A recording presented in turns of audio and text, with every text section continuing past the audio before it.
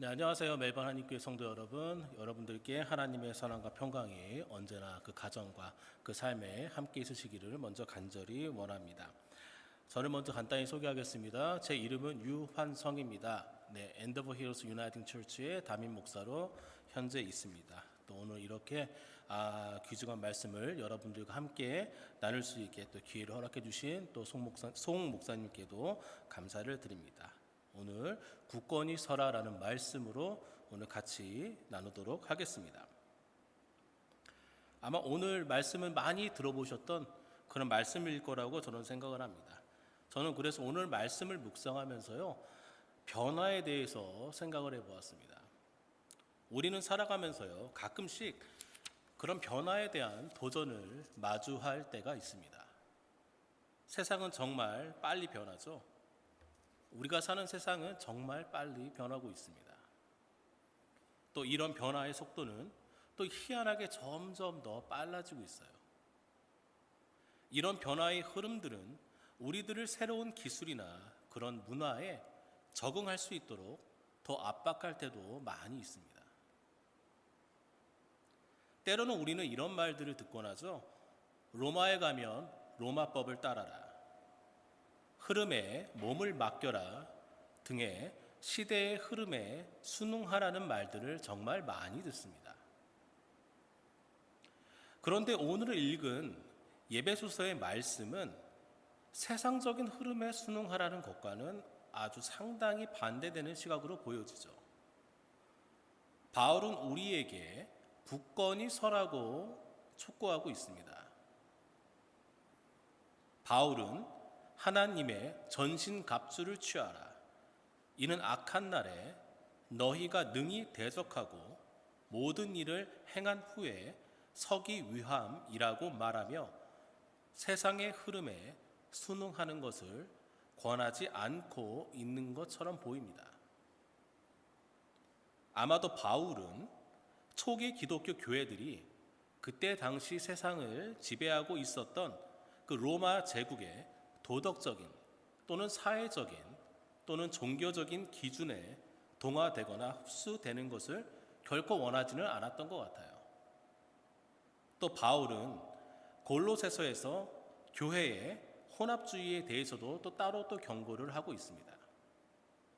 골로새서 2장 8절 말씀에 보면은요, 바울은 누가 철학과 헛된 속임수로 너희를 사로잡을까 주의하라.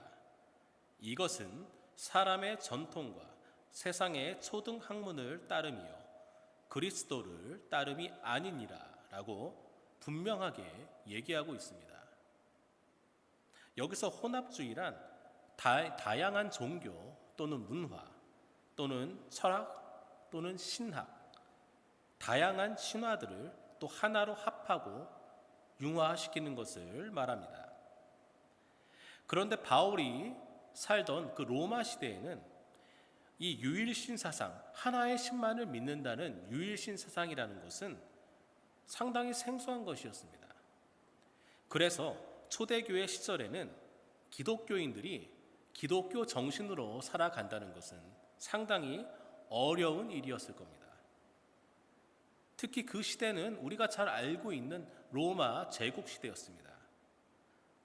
역사 속에 나오는 많은 제국들이 그러했듯이 로마도 자신들의 방대한 영토를 효과적으로 관리하기 위해서 자신들의 통치 시스템에 굳이 반기를 들거나 피해를 주지 않는 한 각 지역의 토착 문화나 종교를 웬만하면은 그대로 인정하고 때로는 여러 문화나 종교가 혼합되는 것도 그다지 상관하지는 않았습니다.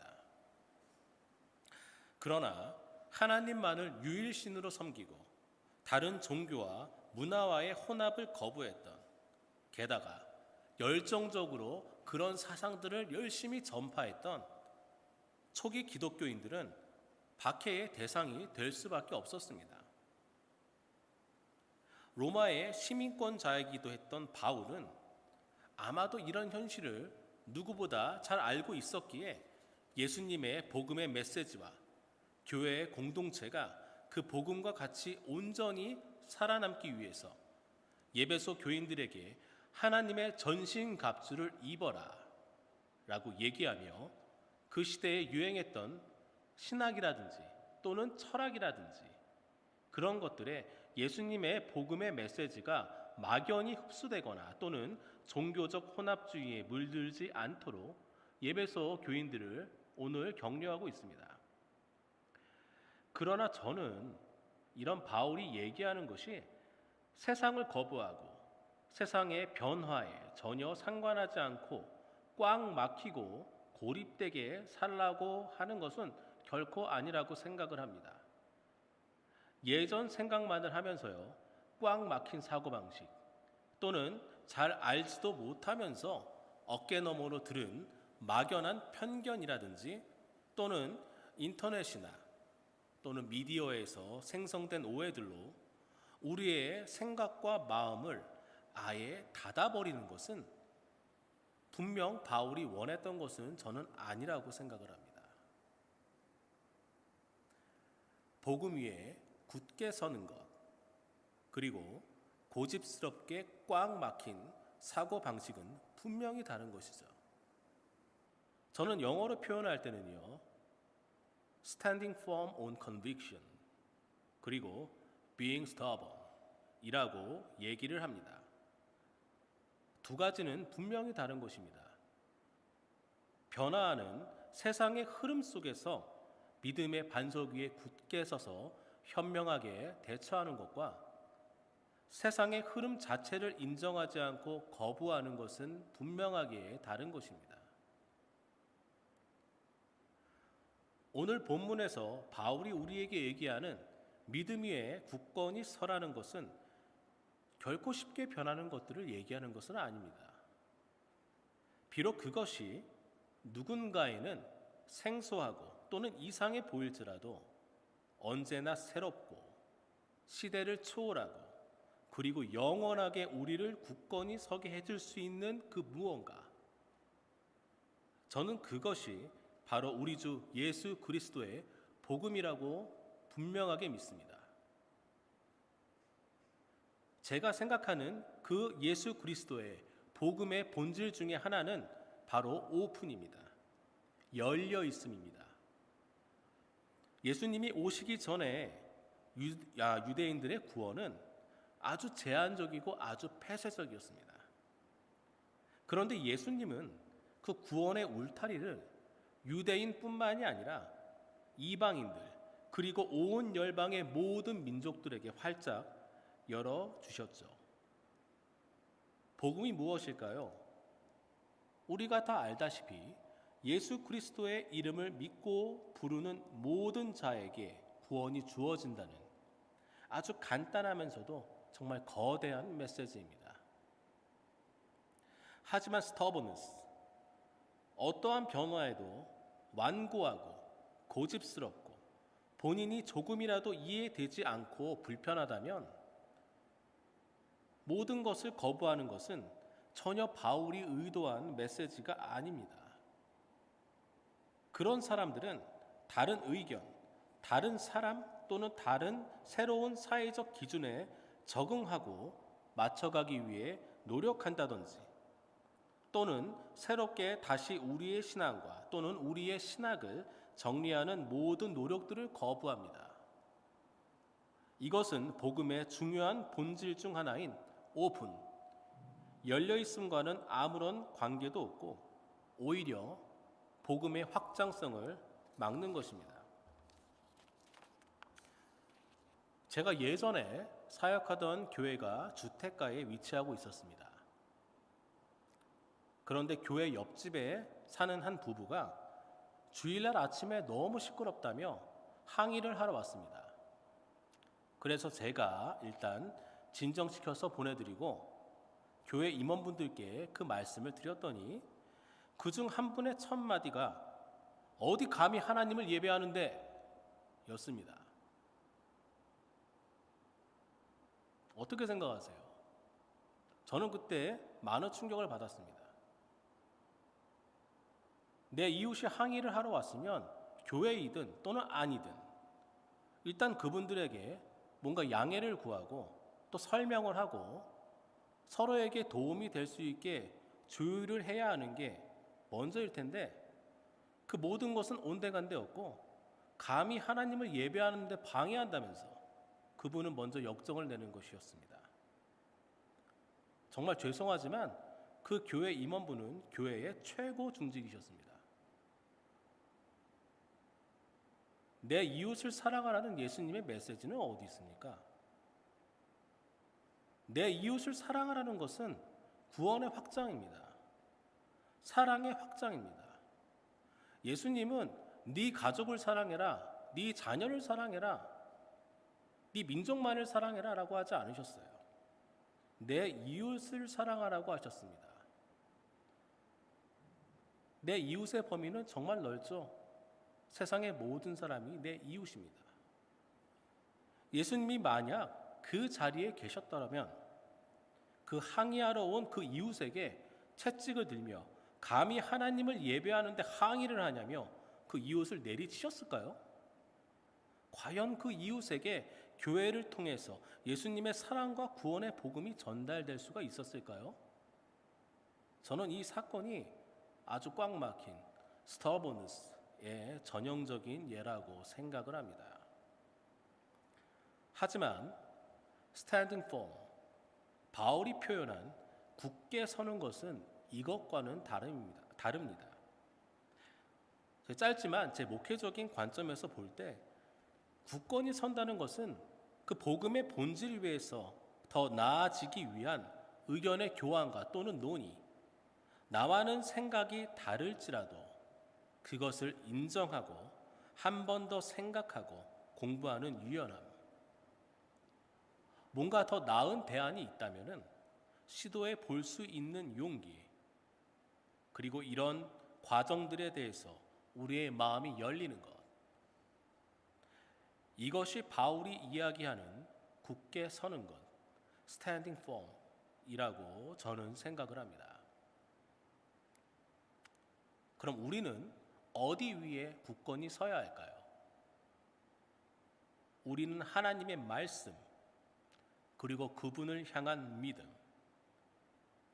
성령님 안에서의 기도, 그리고 두려움 없이 우리가 꼭 말해야 할 때 선포할 수 있는 용기, 이것들 위에 우리는 굳게 서야 할 것이라고 저는 믿습니다.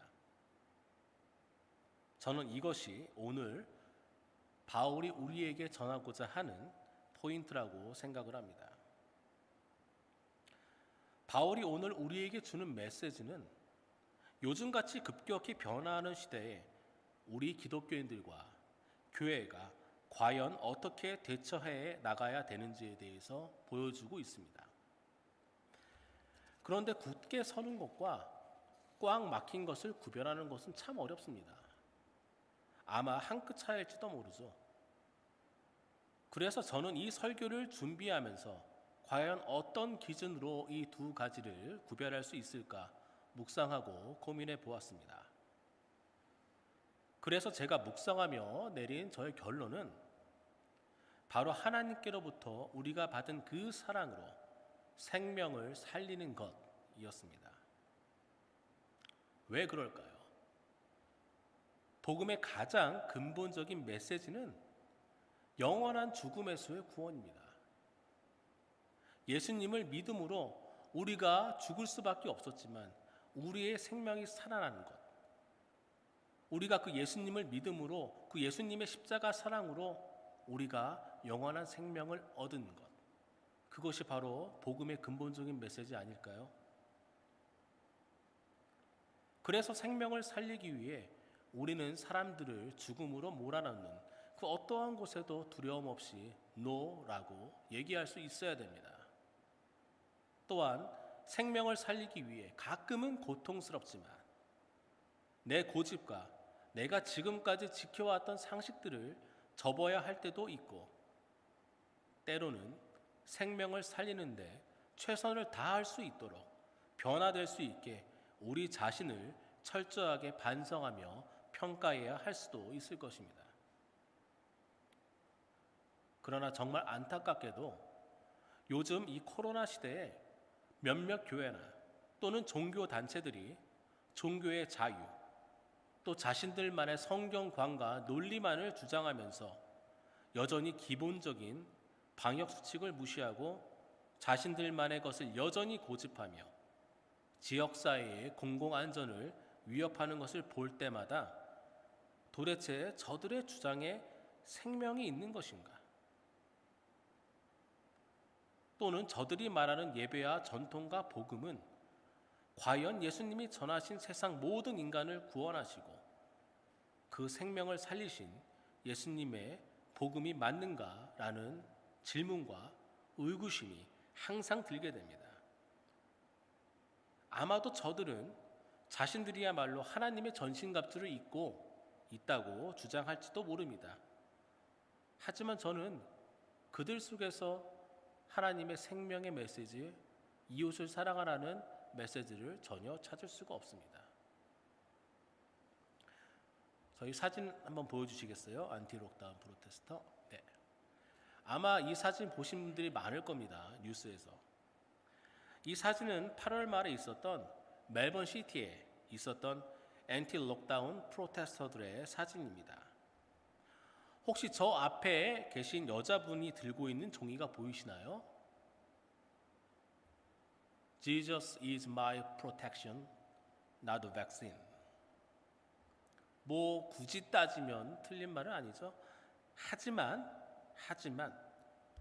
예수님은 우리의 보호자이시며 우리를 치유해 주시는 분, 뭐 맞습니다. 뭐 그분의 믿음일 수 있어요. 하지만 과연 예수님이 이 팬데믹 시대에 계셨다면 과연 어떻게 하셨을까요? 백신 안 맞고 저항하라고 하셨을까요? 한국의 한 유명 선교단체 대표가 얘기하는 것처럼 백신을 맞으면 그들의 종이 된다고 하셨을까요? 도대체 이들이 주장하는 메시지 속에서 사람을 살리는 복음의 메시지는 도대체 어디 있습니까? 내 이웃을 사랑하라고 하신 예수님의 계명은 도대체 어디 있습니까? 저는 아무리 생각해도 사람을 살리는 그 예수님의 복음의 메시지를 그들 안에서는 전혀 찾을 수가 없었습니다. 이것은 바울이 얘기한 믿음 안에 굳건히 서는 것이 아닙니다.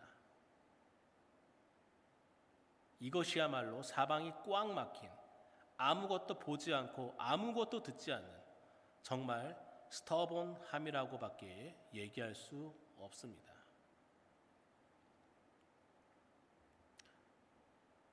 혹시 여러분들 사일런스라는 침묵이라는 영화를 혹시 아세요? 2016년에 개봉했고요. 마틴 스콜세지라는 감독이 만든 영화입니다. 그리고 이 영화는 엔도 슈사쿠라는 일본 사람이 쓴 1966년작 침묵이라는 소설을 원작으로 하고 있습니다. 이 영화는요, 17세기에 일본으로 간 예수의 소속 포르투갈 선교사들의 이야기에 대해서 풀어내고 있습니다. 이 영화의 마지막 하이라이트 부분에 이 로드리고라는 신부는 결정의 순간에 놓이게 됩니다. 일본인 관리는 로드리고를 따르던 수백 명의 일본인 신자들을 잡아서 그 앞에 세워놓습니다. 그리고 그 앞에 예수님의 초상화, 성화를 갖다 놓습니다. 한번 보여주시겠어요? 사진, 맨 첫 번째 사진인데. 네, 맞습니다. 예, 이건데요. 영화에서는 약간 그 목판처럼 그렸는데 소설에서는 아마 성화라고 나올 겁니다. 그 앞에 예수님의 성화, 목판을 가져다 놓고 일본인 관리가 제안을 합니다. 이 예수님의 성화에 침을 뱉고 그리고 밟고 지나가면 아무런 조건 없이 모두를 살려주겠다는 겁니다. 그런데 이것은 일본 관리들이 그 당시에 숨어있던 일본인 기독교인들을 잡아내기 위해서 쓰는 방법이었습니다. 한 마을에 들어가서 무작위로 사람을 색출해서 예수의 초상화를 바닥에 내려놓고 모든 사람에게 침을 뱉고 밟고 지나가라고 합니다. 그때 많은 일본인 신자들이 차마 예수님의 초상화를 밟지 못하고 죽음을 맞이했던 사건들이 많이 있었습니다. 그런데 이 로드리고 신부, 이 포르투갈 신부에게는 조금 다른 제안을 합니다. 똑같이 예수님의 성화에 침을 뱉고 밟으라고 합니다. 하지만 만약에 그 로드리고 신부가 그렇게 하지 않으면 그 앞에 같이 붙잡혀온 모든 수백 명의 모든 일본인 신자들을 가장 잔인하고 가장 가혹하게 죽이겠다고 협박을 했습니다. 너무 잔인해서 어떻게 죽이는지에 대해서는 제가 지금 얘기하지 않겠습니다. 그래서 그 순간에 로드리고는 절망합니다. 그리고 하나님께 마음속 처절히 외칩니다. 주여, 왜 당신은 침묵하십니까? 그렇게 갈등하는 로드리고에게 침묵하시던 예수님의 음성이 들립니다. 밟아라. 나는 이 세상에 침 뱉음을 당하고 밟힘을 당하기 위해 왔다. 결국 로드리고는 그 예수님의 초상화를 밟게 됩니다. 그리고 그렇게 그는 배교자가 되었습니다. 배교 후에 그는 일본에서 평범한 삶을 살아가게 됩니다. 신부였지만 배교했기에 그는 일본 정부가 정해준 일본인 여자와 결혼해서 평범하게 살아갑니다. 그러나 일본인 관리들은 그의 배교를 확인하기 위해서 수시로 불러내서 그 예수님의 초상화를 밟게 합니다. 그렇게 살아가던 로드리고는 나이가 들어서 마침내 죽게 됩니다. 그리고 그의 장례식은 불교식으로 치러지게 되고 그의 시신은 화장이 되었습니다. 겉보기에는 로드리고의 모든 기독교인으로서의 삶은 철저하게 부정당한 것처럼 보여집니다. 하지만 영화의 마지막 장면에서는 불타고 있는 그의 손 안에 있는 작은 나무 십자가를 보여주면서 끝이 납니다. 여러분은 이 로드리고 신부의 선택에 대해서 어떻게 생각하십니까? 수백 명의 생명을 살리기 위해 자신의 신앙의 가장 중요한 부분을 밟고 던져버린 그의 선택. 그가 예수의 초상화를 밟음으로써 당하는 그 모멸감과 상처, 그리고 창피함. 그를 따르던 일본인 신자들도 예수님의 초상화를 밟지 않고 죽음을 택하는 선택을 하는데 그들에게 예수를 전했던 그들의 종교적인 리더였던 신부 로드리고의 배교. 그로 인해 그를 따르던 일본인 신자들은 목숨을 건졌지만 그렇게 믿고 따랐던 로드리고에 대한 실망과 배신감도 아마 조금은 예상되어질 수 있습니다. 하지만 그는 그 모든 것을 짊어지고 수백 명의 사람들의 생명을 살리는 것을 선택을 했습니다. 저는 이 로드리고 신부가 복음의 진정한 메시지 위에 굳건히 서 있는 사람이라고 저는 생각을 합니다. 꽉 막힌 완고한 맹신과 내 신앙만을 지키기 위해서 모두가 죽는 것보다 겉으로는 그의 신앙을 버리는 것처럼 보일지라도 생명을 살리는 것을 그는 선택을 했습니다. 하지만 그의 심장, 그의 마음은 예수의 십자가와 함께 그가 죽을 때까지 굳건히 서 있었습니다. 사랑하는 멜번 한인교회 성도 여러분, 오늘 다시 한번 이 바울의 메시지를 생각해 보시기를 원합니다. 바울이 우리에게 전하고자 하는 것은 아주 명확합니다. 예수님의 복음의 메시지를 다른 세상적인 철학이나 또는 이데올로기 또는 자신만의 고집이나 편견, 아집으로 혼합하거나 잘못 사용하지 말라는 것입니다. 복음의 근본적인 메시지는 아주 분명합니다. 예수님의 계명, 내 이웃을 사랑하라는 것입니다. 사람을 살리는 것 앞에서는 어떠한 것도 기독교 정신 안에서 우선될 수 없습니다. 사람을 살리는 것, 구원, 이것이 가장 먼저 되는 복음의 목적입니다. 저는 우리 멜번 한인교회 모든 성도 여러분들이 사람을 살리는 복음의 메시지로 하나님의 전신갑주를 두르고 복음의 분명한 구원과 사랑의 그 메시지 위에 굳건히 서시는 여러분들 되시기를 간절히 축원합니다. 같이 기도하시겠습니다. 은혜와 사랑이 풍성하시고 언제나 자녀된 우리에게 가장 좋은 것만을 허락하시는 주님께 감사와 영광을 먼저 올려드립니다. 오늘 바울 사도가 전하는 그 메시지처럼 하나님의 전신갑주를 두르고 이 혼탁해져 가는 세상 속에서 사람을 살리는 당신의 복음 위에 굳건히 서는 저희 되게 하여 주시옵소서. 주님의 성령이 언제나 우리와 함께 계시며 복음 위에 굳건히 서기 원하는 저희의 도움 되실 줄 믿습니다. 주님, 저희를 바른 길로 인도하여 주시옵소서. 이 모든 말씀, 우리를 죽기까지 사랑하시고 다시 부활하신 우리 주 예수 그리스도의 이름으로 간절히 기도하옵나이다. 아멘.